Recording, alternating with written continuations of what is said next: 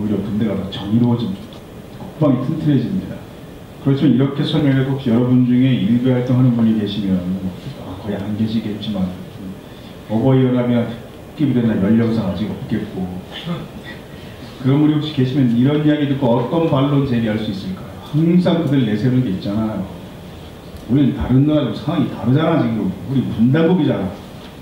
남북이 대치하고 있잖아. 그린노드가 말이 됩니까? 이렇게 반론 제기할 수 있습니다. 그러나 전 세계 가장 모범적인 군인노드가 분단국일 때부터의 독일 군인노드였습니다. 왜 그랬을까요? 독일 군인이 왜 노동자 깃발에 모였을까요? 그들이 뭘 깨달았길래 우린 다시는 나치 같은 군대가 될 수는 없다.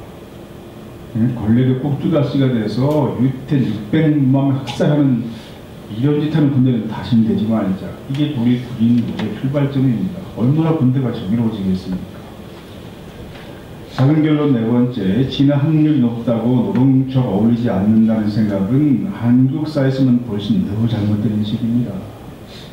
사회가 발전할수록 노동조합 포함되는 개념은 계속 확장됩니다. 그래서 그 나라 국민소득이 몇만 달러다, 꼭 이런 것만 선진국 기준이 아니라 저 같은 사람들은 그 사회에서 어느 정도 높은 직책까지 자기를 노동자로 인식하는가, 이런 것도 선진국의 중요한 기준으로 봅니다.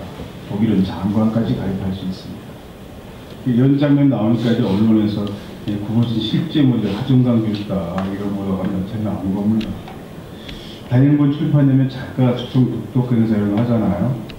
홍대 앞에 비홀입니다. 레진 코믹스가 운영하는 시설이죠.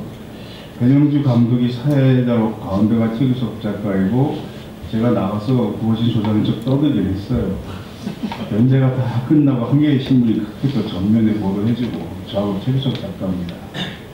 촬영장에 코멘트 좀 해달라 방문도 하고 굉장히 잡힙니다.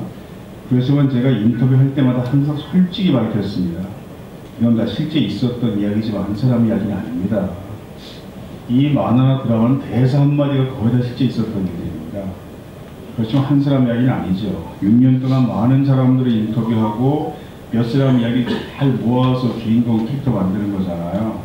맨 처음에 만화 구상을 저랑 같이 시작을 했고 제 이야기가 좀 많이 나온 편이긴 하고 또 스토리 같이 짜고 그래서 단행본에 보면 스토리 자문 하중하게 써있긴 해요. 그래서 제 이름 나올 뿐이지 이게 전부 다 제 얘기는 아닙니다.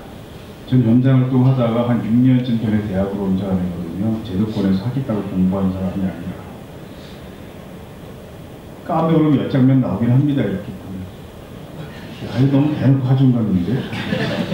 이게 하도강이라고 나오기도 하고. 안내장치가 이 대형마켓 정말 좋아했어요. 아유, 내 청년 시절의 꿈을 이제 이루네요 라고까지 말했습니다. 무슨 뜻일까요? 연대 학생 때 운동권이었습니다. 84권인가 그랬는데 얼마나 센 운동권이었냐면 올림픽 열리던 88년에 광주 미 문화원까지 가서 직접 만든 시험포탄을 설치했습니다. 좀 어설프지만 뉴스에까지 나왔어요. 근데 그걸 잘못 설치해서 안 터졌습니다. 부탄이. 그래서 몇 년 전에 안 터질 부탄가스가 처음 나왔을 때 그 광고 모델에서 안내상이 한 거예요. 안 터져요 이러면. 이거 원래 안 터지는 사나이잖아. 뭐 아는 사람끼리 아는 얘기지만 이런 운동거리 뒷얘기가 사실 곳곳에 다 스며 있습니다. 보면. 이때 공범이 누구였을까요? 공범도 영화배우가 됐어요. 박철민 씨였습니다. 중앙대 총학생 회장이었거든요. 이 사람. 직무대리인가 그랬습니다. 지금 대한민국 헌법을 학자이다 뭐라고 표현합니까? 87 헌법이라고 표현합니다. 박근혜도 87 헌법 제도라고 표현했습니다. 근데 이게 무슨 얘기겠어요? 대한민국 사회 정체성의 토대가 되는 제6공화국 헌법은 80년대 민주운동 성과로 87을 만들었다는 뜻입니다. 한국 사회를 만들어 굉장히 중요한 역사적 경험이 3.1 만세운동, 4.19 혁명 못지않게 민주화운동인 거예요. 그래서 여러분 일가 친척 중에 한두 명씩의 운동권 절대 비하하지 마십시오. 다 가족 고생 엄청 시켰지만 그래도 나보다 귀한 사람들이니까 여러분 중에 그 당사자가 있을 수도 있고 미국 사람 중에 89% 기부활동에 참여합니다. 한국은 어떨까요? 전체 국민의 절반 정도가 기부 한 푼도 안 내고 삽니다. 너무 자기만 위해서 산다는 거죠. 기분 하나조차 잡지 못했습니다. 이게 식민지를 경험한 사회 특징 중에 하나입니다.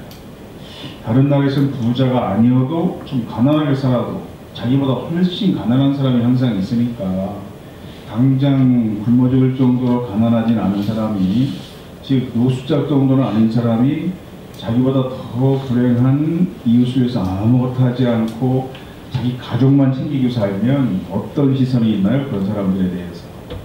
아유, 저 인간이 기본이 안 됐다죠. 이런 시각이 있습니다. 애완동물이 한번 새끼나 보세요. 얼마나 지극정성 자기 가족 사랑합니까? 짐승도. 그러니 이렇게 좀 부족한 사회에서 남보다 좋은 직장에 취업했거나 입사 동기 중 가장 빨리 승진했거나 공부를 상당히 잘했거나 외모가 아주 출중하거나 남달리 고급스러운 취미 활동을 가진 사람들이 이걸 자랑스러워할지언정 내가 지금 고통받는 불행한 사람들을 위해서는 수고가 아무것도 없다. 이런 열등감이 별로 없습니다. 이건 비정상적인 사회예요. 미국식 문화가 바람직하다는 게 아닙니다. 이걸 비웃는 게 유럽의 시각이에요. 그러니까 막 그 주인발 같은 배가 수천억 재산 기부하고 마이크로소프트 창업자가 몇백억 달러씩 막 기부해도 유럽에서는 또 비웃잖아요. 그걸 세금으로 내. 기부하지 말고. 우린 이것조차 없는 게 우리 문제인 겁니다. 한국 사회에서는. 여러분들은 아마 봉사시간 제도가 있을 때 학교를 다 다녔을 겁니다. 우리 때 저런 거 없었습니다. 이 제도가 왜 생겼는 줄 아세요? 제가 74학번인데요. 우리 시대에는 유학을 가려면요. 자연계는 2년 이상, 인문계는 4년 이상 국내 대학을 수료해야만 여건이 나왔어요. 유학 갈 수 있는 여건이. 그런데 이게 군사정권 때 자유화된 거예요. 조기 유학이 가능해진 겁니다. 병역 필요하지 않은 사람은 어릴 때 유학 갈 수 있게 되는 거죠. 그래서 부잣집 아이이 어릴 때보다 한 번도 1등을 놓친 적이 없는 아주 엄청난 성적들이 유학을 가기 시작했습니다. 근데 북미 유럽 명문학교에서 받아주지 않은 겁니다. 아무리 성적이 우수해도. 입학 사진관이 항상 확인하는 게 있잖아요. 번역 몇 번 했습니까? 한 번도 안 했는데요. 저는 어떤 자원봉사 활동에 지속적으로 참여했나요? 그 활동을 통해서 어떤 세계가 변화가 있나 한번 설명해 보십시오. 그게 뭡니까? 그 인간이 아닌 것처럼 보였을 겁니다. 이렇게 살 수가 있나. 그래서 강제로 봉사하는 제도를 만든 겁니다. 학교에. 이런 게 계기가 돼서. 근데 한 동료 교수가 외국 나갔다가 TV 보는데 학회 나갔다가 저녁에 숙소에서 그 나라 코미디언들이 학교의 봉사시간 제도를 소재로 코미디하고 있더라는 거예요. 한국에서는 티네이저들이 하야대 약자를 도와주면 학교에서 봉사시간 점수를 받을 수가 있어. 다른 코미디언이. 그럼 그 나라 밥을 먹어도 점수를 주나? 또 다른 코미디언이 가서 그냥 술만 해서도 점수 받겠구만. 그걸 놀리더라는 겁니다. 너무나 당연한 인간의 행동을 점수화했으니까 다른 나라 못 들면 그런 겁니다. 제가 작년 8월 카이스트에 와서 인권 강의를 했는데 동아리 학생들이 한 2달 준비한 행사였어요. 이거 한 4배쯤 되는 큰 공간인데 좌석을 20개 정도만 이렇게 준비했더라고요.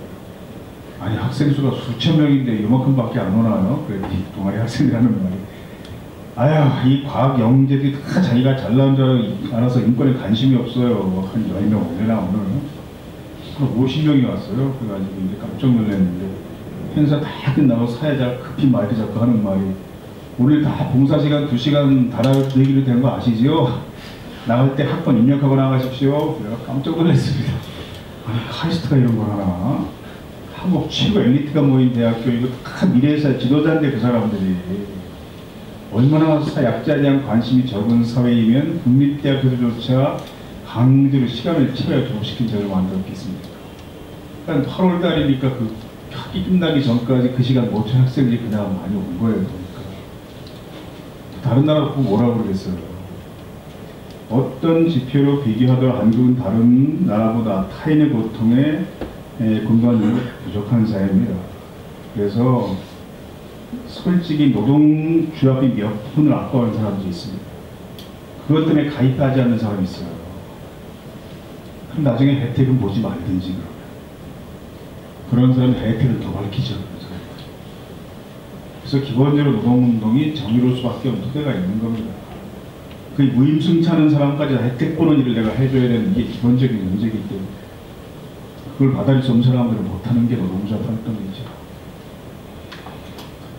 누군지 아시는 분 계십니까? 가끔 있던데 사르트르입니다. 프랑스 사람이지만 전 세계 지식인을 대표하는 존재죠. 노벨 문학상 수상자로 지명됐지만 그 상을 거부했습니다. 좀 이해가 안 되잖아요. 우리 온 나라 그 상을 받지 못해 난리인데 지금 스스로 만족할 수 없는 작품으로 상 받을 수는 없습니다. 이게 거부 이유였습니다. 마주 서 있는 사람을 아는 분은 더 없겠네요. 까미입니다. 이방인 소설을 쓰는데 까미가 좀 큰 편이긴 하지만 사르트르가 키가 상당히 작았어요. 160cm도 안 됐습니다. 제가 청소년 인문학 강의할 때 이 사진 설명할 때 그래서 키 작은 학생을 절대 위축되지 말고 키가 별로 중요하지 않다고 온몸으로 보여주신 분이다 이분이. 그래서 저도 좀 키가 작은 편이고 그래서 그런 얘기 합니다. 프랑스의 지식인 논쟁이 붙었습니다. 누가 지식인인가? 박사를 받으면 지식인인가? 사르트르가 이렇게 정의합니다. 지식인이란 자신과 관계 있는 문제도 상관하는 사람, 세계의 문제를 자신의 문제로 고민하는 사람, 자신의 학문적 명성 인간의 이름으로 사회 기존 권력을 비판하기 위해 사용하는 사람이라는 거죠. 이 가치관 역시 타인의 고통에 공감한 정서와 관련이 상당히 깊습니다. 제가 다른 업종 가서 강의할 때 이런 얘기 하지 않거든요. 여기가 사무금융이니까. 우리 이런 걸 가르치지 않기 때문에 어떤 차이가 생기냐 하면 이건 최근에 많이 알려진 이야기긴 한데 원래 제가 예전부터 사용했던 장면입니다. 각 나라 중간 계층이라는 저희가 있습니다. 그러니까 중간쯤 되는 사람들, 미들 클래스, 끝이 들어줘야지. 미들 클래스 피플 이렇게 표현하죠. 이게 한국 이런 사람을 중간쯤으로 봅니다. 여러분 사업장 정도 대학 교육에 해당될 수 있을 거예요. 상당히 오래 근무해야 되겠죠. 저기 해당되는. 영국은 어떤 사람을 중간쯤으로 볼까요? 이런 사람들. 우리가 상당히 다르잖아요. 프랑스는 조금 더 까다롭고 어렵습니다. 예술과 문화의 나라라서. 이건 저도 불가능합니다. 전 여기 세 번째 좌절했어요. 제가 한 줄에 이렇게 보기 좋게 넣느라고 좀 줄였는데 원래 원문은 남들과 다른 맛을 내는 요리를 만들어 대접할 수 있을 것, 이게 원문입니다. 제가 나이가 이제 65세인데 우리 세대는 고기를 먹으면 맛있다, 맛없다, 달다, 짜다 이 정도 표현밖에 못했잖아요. 우리 집 아이들 중학교 들어가면서부터 고기를 먹으면 이건 육즙이 어떤데? 이렇게 표현하잖아요. 그래서 아들 나이가 36인데 요리 곧잘 해 즐거워하면서 이런 걸 빨리 따라가지 못하면 금방 꼰대 되는 거죠. 부자들의 천국, 미국도 이렇습니다. 사약자를 도와야 하며 필수 항목입니다. 한국의 대학생들, 이런 나라의 초등학생들과 이 분야 관한 토론을 못합니다. 배우지 않았으니까. 이건 여기니까 와서 하는 얘기, 다른 노동자 가서 이런 얘기 별로 하지 않습니다. 그러면 이런 정서가 어떤 노동자들이 불러왔을까요? 저 사람이 지금 무슨 얘기를 하려고 저렇게 한가하게 기분이나 이야기를 길게 하나 싶겠지만 비정규직이 가장 많은 나라는 맞는 겁니다. 이 비인간적인 고용비가 아무 제재가 없이 계속 밀려왔어요. 세계에서 가장 빠른 속도. 비정규직의 비인간적 고통에 공감하는 사람이 쉽게 있을 수 없는 일인 거죠. 신규 고용 70%가 비정규직 노동자이다. 이 같은 노동시장 이중적 구조가 한국 경제 열쇠가 됐다. 이거 누가 지적한 걸까요? 국제통화기금 2004년도에 제출했던 보고서입니다. 이미 15년 전에 국제금 자본이 걱정해야 될 정도로 한국의 비정이 너무 심각하게 많아진 거예요. 이정호 교수는 이런 주장을 하십니다. 비정규직이 한국만큼 많은 나라는 지구상에 없다. 한국의 비정규직은 노동자의 50% 세계 1위다. 유럽에서는 스피 30% 넘는 것으로 악명이 높다. 다른 나라들은 비정규직률이 10 내지 10% 불과하다 하는 거예요. 그리고 더 중요한 차이가 있습니다. 다른 나라들의 비정규직은 대부분 단기 고용 계약일 때도 차별이 없습니다. 오히려 유럽은 비정규직의 임금이 정규직보다 더 높습니다. 불리한 사태 단기 계획을 넣어줘야지 이런 취지입니다.